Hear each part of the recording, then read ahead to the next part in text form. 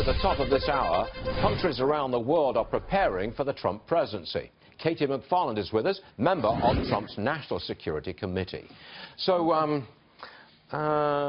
do you say? I don't know where to go with you here, because you know a lot of stuff that I don't know. So, but here's the most important thing. Go on. Donald Trump just won. He didn't just slay the dragon, right? He slayed all the dragons. He is the first president since George Washington who comes into office owing nobody. No special interest groups, no establishment, no donor class, no Wall Street. And to your point, the world is starting to figure that out. And they're having very different reactions to a potential Trump presidency. Well, I said that Europe is totally split and divided, and the Trump presidency has shown that split for what it is. Yes. I was astonished that the Brits and the French decided not to attend the European Union summit, which was called to discuss Trump's presidency. That's well, and because Trump has called himself Mr. Brexit. He understands the move and the mood that's kind of shaping the world. Look, I'm a national security professional. I've been in this community for 40 years. His instincts are better than anybody's. Really? He say that? Gets it. He goes right to the core of it. So, for example, what's happened in the last 24 hours? The Chinese have had the phone call with President-elect Trump. The Iranian foreign minister, who I was in grad school with at MIT, he puts out a statement saying the Americans better understand that they've got these agreements to live up to. And then the Russians have a very different reaction.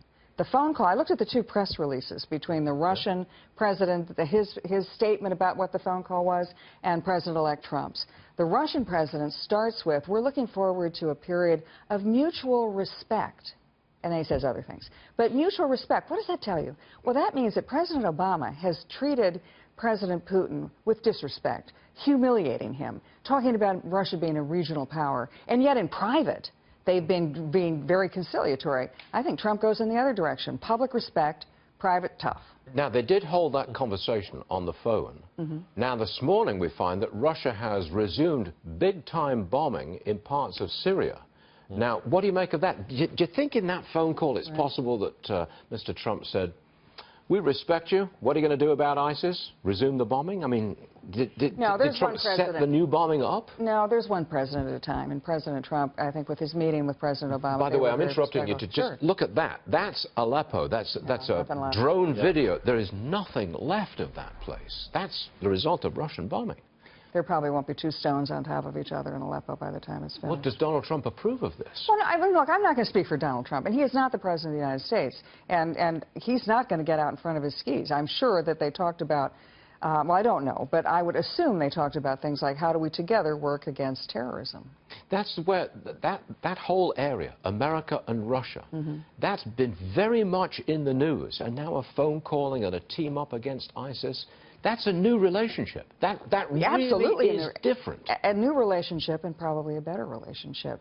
You know, the United States has in World War II and the Cold War, sometimes we've had to hold our nose and deal with allies that we may not otherwise approve of, but we've worked together to get something done. And I think President-elect Trump has signaled to the Russians that he respects them, but he said a number of times, wouldn't it be good if we could work together to defeat radical Islam? 1 week.